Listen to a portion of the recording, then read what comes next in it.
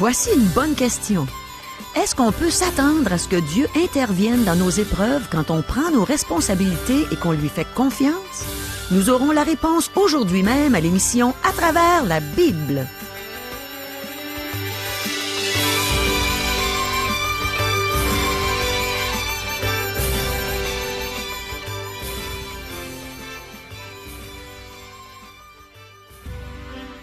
Chers auditeurs, pour en savoir davantage sur le contenu de cette émission, vous pouvez contacter en tout temps Radio Espoir, sans frais, au 1-877-L'Espoir, 1-877-537-7647. Bonjour, ici Caro. L'histoire de Moïse m'amène à poser plusieurs questions qui sont probablement les vôtres. Les voici. Est-ce que Moïse était un homme humble? Est-ce que l'humilité est un fruit de l'esprit? Est-ce que marcher par la foi signifie qu'on n'est plus à user de bon sens dans nos décisions? Est-ce qu'on pose un geste de foi quand on fuit ses responsabilités? Est-ce que Dieu dispose des gens à agir en notre faveur quand nous agissons réellement par la foi? Est-ce que Dieu intervient dans nos épreuves quand nous lui faisons confiance? Est-ce que l'Égypte a préparé Moïse pour sa mission divine de libérer le peuple de Dieu? Le pasteur Joly est prêt à nous donner les réponses à toutes ces questions. Naturellement, il les a trouvées dans la parole de Dieu. Alors demandons à Dieu de nous aider à bien les comprendre. Prions. Oui, Seigneur, tu as des belles réponses pour nous. On sait qu'elles viennent de ta parole. Alors parle à nos cœurs, aide-nous à ouvrir nos cœurs devant toi pour que ta parole puisse pénétrer, faire effet, pour qu'on devienne meilleur pour toi, pour ta gloire. Amen. À toi, Régent. Merci, Caro. Mes amis, aujourd'hui nous allons étudier le 2e chapitre du livre d'Exode. J'espère que votre Bible est ouverte à cet endroit. Exode, chapitre 2. Ça va être beaucoup plus facile à suivre quand on a le texte sous nos yeux. Le livre d'Exode nous donne la suite de l'histoire du peuple hébreu en Égypte. Il y est depuis 3 siècles et demi. Le peuple hébreu est maintenant sous le joug de l'esclavage en Égypte, conformément à ce que Dieu avait annoncé à Abraham. Dans les premiers 11 chapitres d'Exode, on nous présente le Sauveur qui va libérer le peuple de Dieu en Égypte. Le premier chapitre nous raconte comment et pourquoi le peuple fut réduit à l'esclavage. Dans le chapitre 2, nous verrons la naissance de Moïse et les 40 années qu'il a vécues dans le palais de Pharaon. Au chapitre 3, nous étudierons l'appel au ministère de Moïse et les 40 années qu'il a vécues dans le désert de Madian jusqu'à sa rencontre avec Dieu au buisson ardent. Chapitre 4, Moïse revient en Égypte et il annonce la libération d'Israël. Le reste du livre parle des événements de cette période. Au chapitre 12 à 14, on nous relate la sortie d'Égypte. Ensuite vient le voyage jusqu'au mont Sinaï dans les chapitres 15 à 18. Du chapitre 19 à 24, le peuple reçoit la loi de Dieu. Finalement, Dieu donne les instructions pour la construction du tabernacle au chapitre 25 à 40. Ce sont là les grandes lignes du livre d'Exode qui racontent une étape de l'histoire d'Israël. Cette étape n'étant ni le commencement ni la fin de l'histoire du peuple de Dieu. Cette histoire a débuté dans le livre de Genèse et elle se poursuit dans le livre de Lévitique, dans le livre de Nombre. Ce livre est un livre merveilleux qui traite de la rédemption, du salut des enfants d'Israël. En étudiant ce livre, nous allons aussi examiner d'autres passages de la Bible qui parlent de Moïse, tel le 11e chapitre de l'Épître aux Hébreux du Nouveau Testament. Ce chapitre est un résumé du livre d'Exode. Tiens, lisons-le maintenant.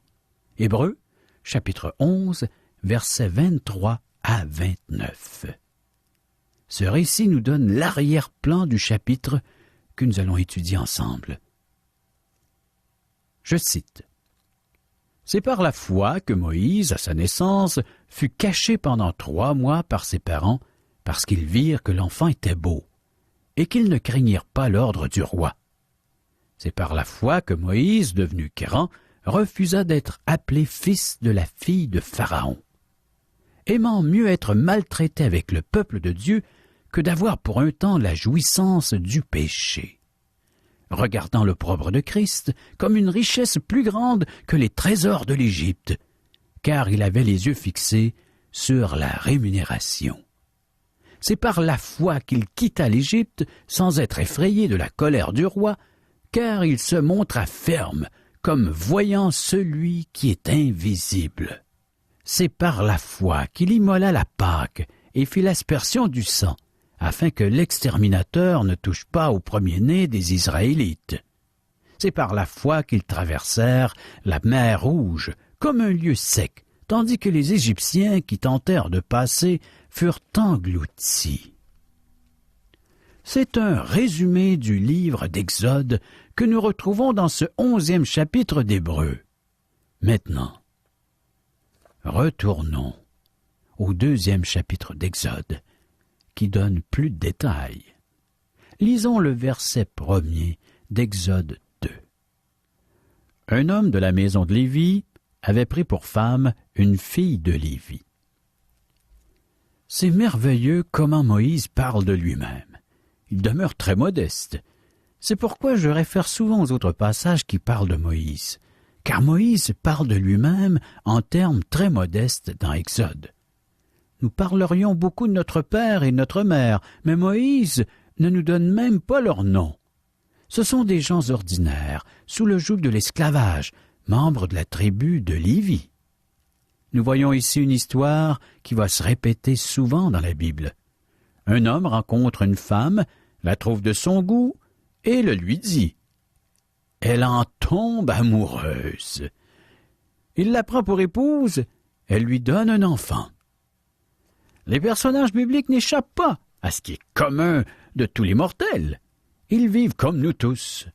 Plus tard, nous apprendrons le nom des parents de Moïse. Tiens, je vais ouvrir un jeu ici, hein? Petit quiz. Quels sont les noms des parents de Moïse? Qui peut me les donner? Nous les verrons au 6e chapitre.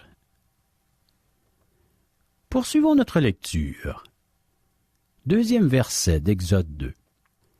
Cette femme devint enceinte et enfanta un fils. Elle vit qu'il était beau, et elle le cacha pendant 3 mois. Moïse nous dit simplement qu'à sa naissance, il était un bébé en santé. Nous en dirions probablement davantage sur nous-mêmes.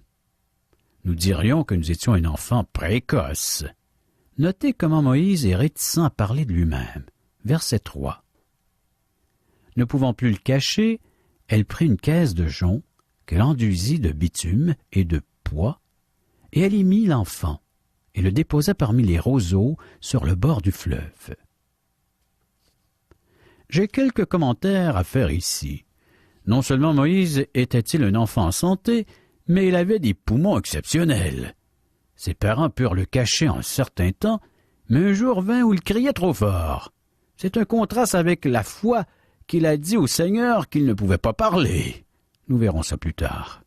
Plusieurs de nous sont comme cela. Nous avions une voix forte lorsque nous étions bébés, mais maintenant que nous sommes en âge de parler du Seigneur, nous n'avons pas autant de voix. La mère de Moïse doit faire quelque chose maintenant. De nombreuses personnes aujourd'hui, des personnes pieuses, se seraient prises autrement. Elles auraient dit « Bien, nous devons faire confiance au Seigneur. » Ah, cela sonne bien aux oreilles. Mais fait-on confiance au Seigneur lorsqu'on a un plan insensé? Elle aurait été folle de garder l'enfant dans la maison alors que tôt ou tard, un chef de corvée ou quelqu'un d'autre l'aurait entendu. L'idée de garder l'enfant était absurde. Certains disent que l'enfant n'aurait pas pleuré lorsqu'un chef de corvée se trouvait à proximité. Laissez-moi vous dire qu'avoir la foi n'est pas croire n'importe quoi. Dieu vous demande de croire ce qui est vrai, éprouvé et raisonnable. Il ne vous demande pas de faire des choses folles. Lorsque vous avez la foi en Dieu, vous lui faites confiance mais vous ne vous placez pas délibérément dans des situations et des circonstances dangereuses en disant que Dieu va nous en sortir. Dieu s'attend à ce que nous nous consacrions à lui et que nous utilisions notre bon sens. Sa mère fait une chose très sensée. Elle construisit une petite embarcation et elle y plaça Moïse. Cela est une preuve qu'elle faisait confiance à Dieu. L'histoire ne s'arrête pas ici. Poursuivons la lecture. Exode 2, verset 4. La sœur de l'enfant se tint à quelque distance pour savoir ce qui lui arriverait. La mère demanda à la sœur de Moïse de le surveiller. Elle aurait pu le laisser dire « Il est dans la main de Dieu. Je fais confiance au Seigneur. » J'ai connu une mère qui a parlé ainsi de son fils il y a quelques années. Malheureusement, il a fait quelques séjours en prison depuis. Je lui ai donné des conseils pour élever son fils, mais elle a répondu qu'elle ne pensait pas que cela démontrerait de la foi en Dieu. Ce qu'elle a fait fut stupide. Ce n'était pas vraiment de la foi en Dieu. Soyons prudents. Fuir ses responsabilités et dire que Dieu arrangera tout n'est pas faire preuve de foi. Alors donc, la mère aurait pu laisser l'enfant entre les roseaux et dire qu'elle le remettait dans les mains du Seigneur, mais elle a plutôt demandé à Myriam, la sœur aînée de Moïse, de le suivre. Exode 2, verset 5. La fille de Pharaon descendit au fleuve pour se baigner, et ses compagnes se promenèrent le long du fleuve. Elle aperçut la caisse au milieu des roseaux, et elle envoya sa servante pour la prendre. La mère de Moïse a pris ses responsabilités, et maintenant Dieu va intervenir pour sauver l'enfant. Dieu intervient par sa providence, chers amis. Ce fut une bonne chose que Myriam, la sœur de Moïse, soit là. Lisons ensemble le verset 6. Elle ouvrit et vit l'enfant. C'était un petit garçon qui pleurait. Elle en eut pitié, et elle dit, « C'est un enfant des Hébreux. » Maintenant, c'est le bon moment pour l'enfant de pleurer. Dieu l'a probablement pincé pour qu'il le fasse. Dieu a rapproché les pleurs d'un enfant et le cœur d'une femme. La princesse éprouva de la compassion pour l'enfant qu'elle ne put laisser aller à la dérive. Verset 7. Alors la sœur de l'enfant dit à la fille de Pharaon, « Veux-tu que j'aille te chercher une nourrice parmi les femmes des Hébreux pour allaiter cet enfant? » Myriam se trouvait au bon endroit. Elle put proposer de trouver une nourrice pour l'enfant. Ce fut une excellente idée, une excellente suggestion. De plus, Myriam n'allait pas laisser Moïse oublier cela plus tard. Nous lisons ici une histoire très humaine et très touchante. N'en mettons pas plus qu'il faut, car Dieu nous enseigne dans toutes les pages de ce livre. Essayons plutôt d'entendre ce que Dieu a à nous dire. Verset 8. « Va, lui répondit la fille de Pharaon, et la jeune fille alla chercher la mère de l'enfant. » Quelle belle et excellente suggestion! Myriam alla chercher sa mère. Les choses prirent toute une tournure lorsque nous faisons confiance à Dieu et que nous agissons avec bon sens. Dieu intervient. La mère de Moïse sera la nourrice de son enfant, et de plus, elle recevra un salaire pour s'en occuper. Auriez-vous pu faire mieux? Que peut faire mieux que Dieu? Dieu travaille dans nos cœurs et dans nos vies. Faisons-lui confiance. Retournons à notre texte et lisons Exode 2, versets 9 et 10. La fille de Pharaon lui dit, « Emporte cet enfant et allaite-le-moi. Je te donnerai ton salaire. » La femme prit l'enfant et l'allaita. Quand il eut grandi, elle l'emmena à la fille de Pharaon, et il fut pour elle comme un fils. Elle lui donna le nom de Moïse, car, dit-elle, je l'ai retiré des eaux. Que le fait que Moïse devint le fils de la princesse ne vous échappe pas, ce détail a son importance. Il faut le retenir et le garder en mémoire. Le nom de Moïse signifie « tirer de » ou « sortir de ». Je m'arrête sur ce détail, car il est important que nous le comprenions. Moïse, le fils adopté de la fille de Pharaon, a passé 40 ans dans le palais. La reine était sans enfant et Moïse aurait pu en fait devenir l'héritier du royaume. Remarquez ceci. Lisons ensemble verset 11. En ce temps-là, Moïse, devenu grand, se rendit vers ses frères et fut témoin de leurs pénibles travaux. Il vit un Égyptien qui frappait un Hébreu d'entre ses frères. Nous allons examiner cet incident dans quelques minutes, mais ce que je veux, c'est examiner les 40 premières années de la vie de Moïse. Il a vécu à la cour de Pharaon. Il y fut élevé. À cette époque, Moïse fut formé en Égypte. Il devait ressembler à un Égyptien, parler comme un Égyptien, agir comme un Égyptien. On le prenait pour un Égyptien. Ce fut le cas lorsqu'il s'enfuit dans le pays de Madian. Il fut instruit au temple dédié au soleil, endroit qui tenait lieu d'université à l'époque. Cette institution ne l'a pas formé pour servir Dieu. Mais c'était un endroit renommé parmi les hommes. Nous sous-estimons les Égyptiens, leur science et leur habileté à l'époque. Ils en connaissaient beaucoup plus que nous le pensons. Ils avaient mesuré la distance de la Terre au Soleil. L'astronomie était très développée pour l'époque. Ils ne croyaient pas que la Terre était plate comme les scientifiques le firent plus tard. Ils ne croyaient pas à cette théorie. Ils avaient plusieurs notions d'astronomie très exactes. Ils s'y connaissaient aussi en chimie. Nous le voyons par la façon dont ils embaumaient les morts. Nous n'avons pas de procédé équivalent à la leur de nos jours. Ils savaient aussi comment produire des couleurs pour leurs travaux artistiques. Il y en a d'exposés au musée du Caire. Si jamais vous allez au Caire, visitez ce musée. Il est riche en pièces de toutes sortes. Ce qui est impressionnant, c'est la qualité du travail et les couleurs.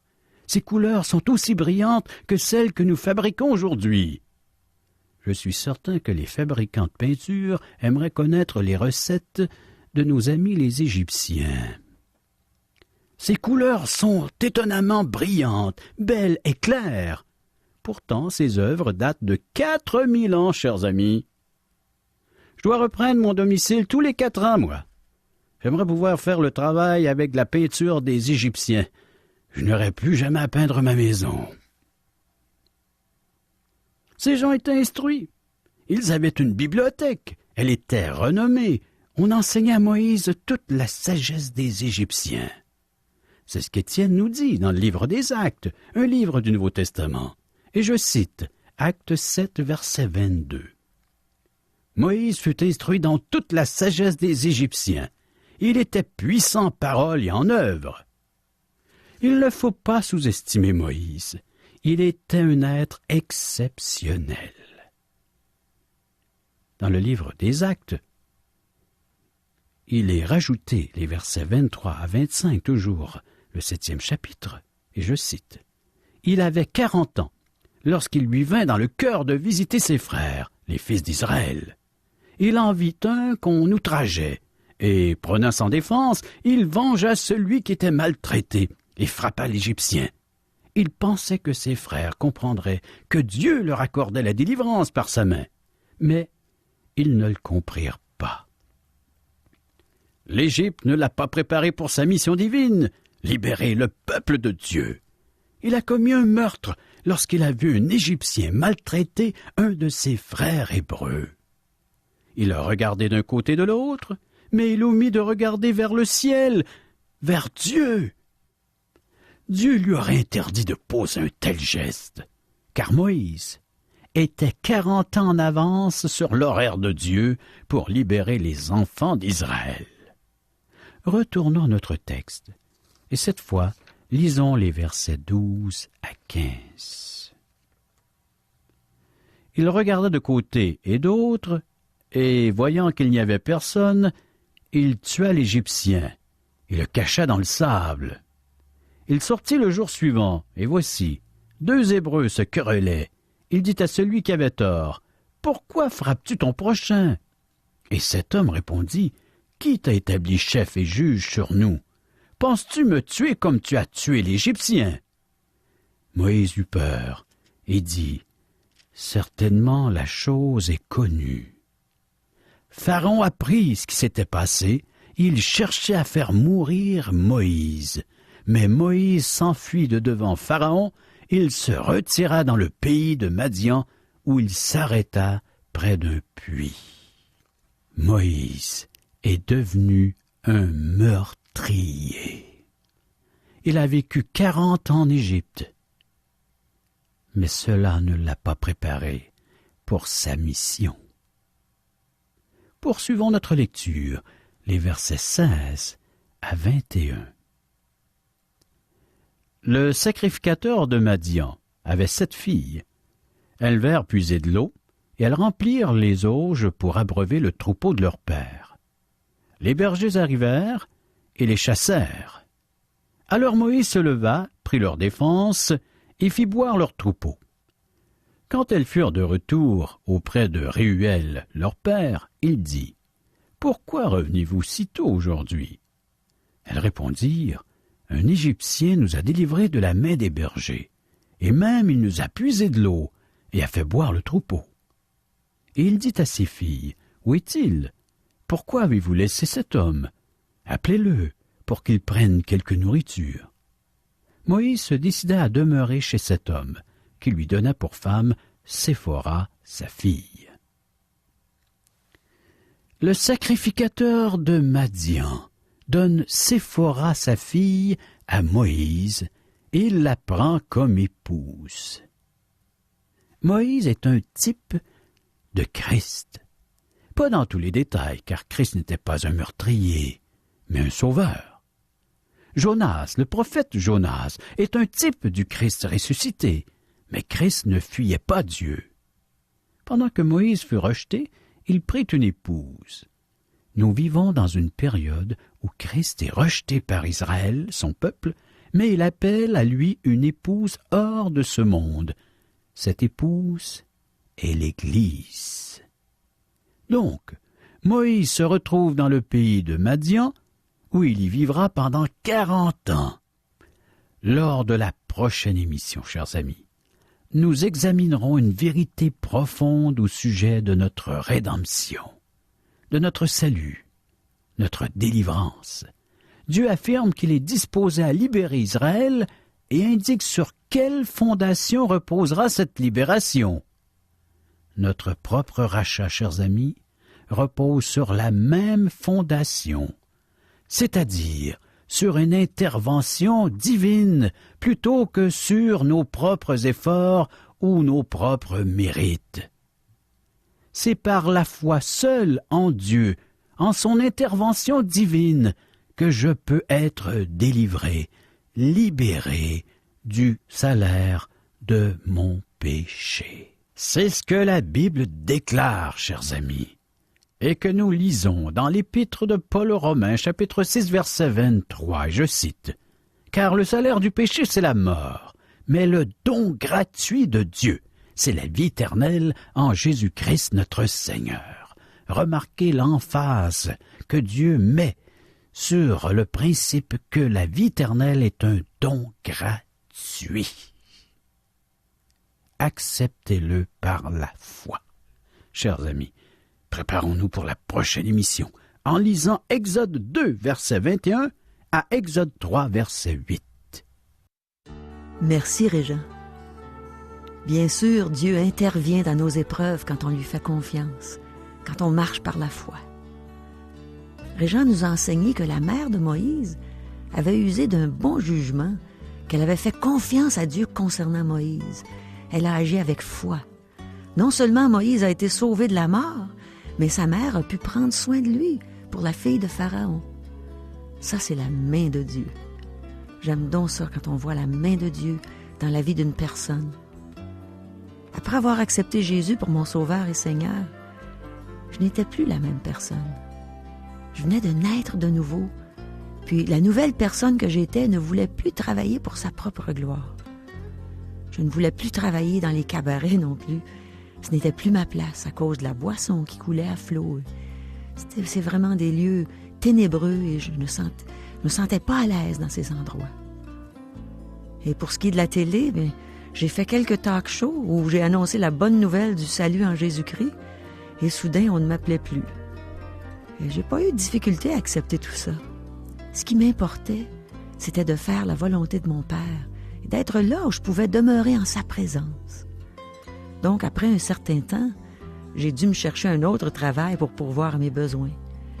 Donc, j'ai essayé de retourner au secrétariat. Et à ce moment-là, j'habitais sur la rive sud de Montréal. Donc, j'ai commencé à chercher du travail sur la rive sud, à Montréal et à Granby aussi, où je fréquentais une église. Et puis finalement, bien, c'est à Granby que j'ai trouvé mon travail. Alors, je suis déménagée là et j'ai vu que la main de Dieu était avec moi.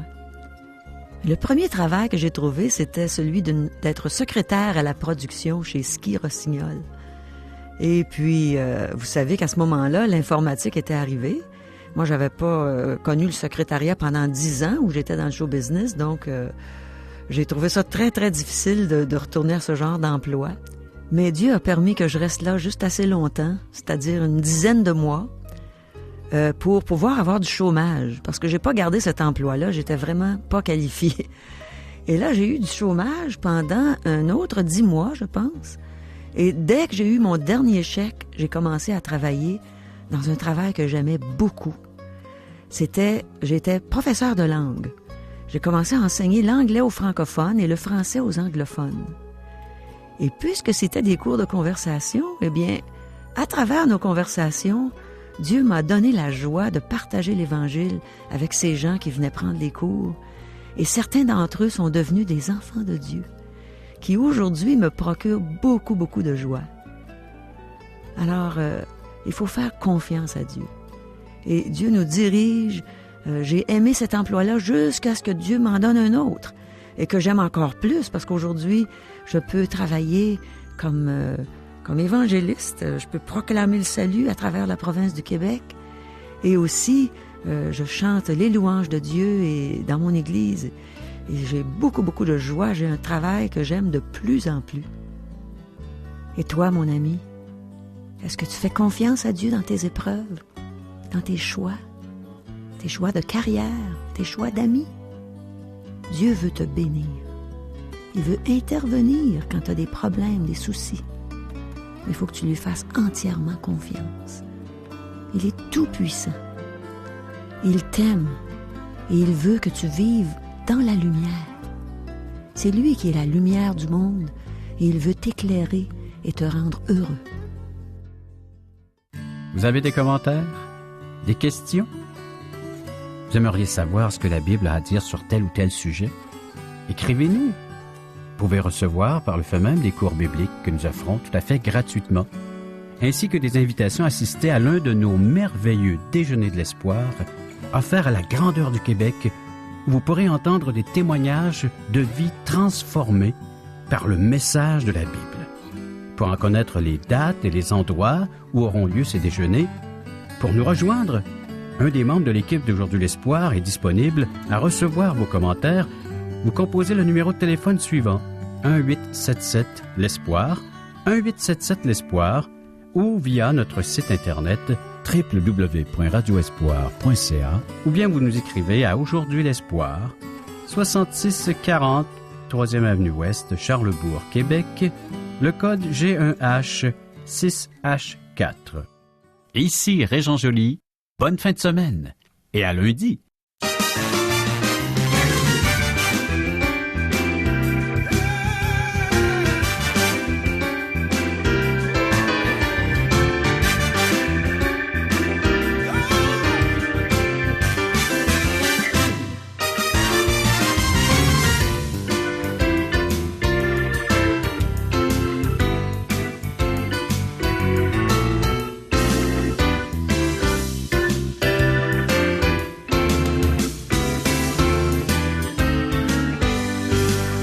Cette émission vous a été présentée par Radio Espoir.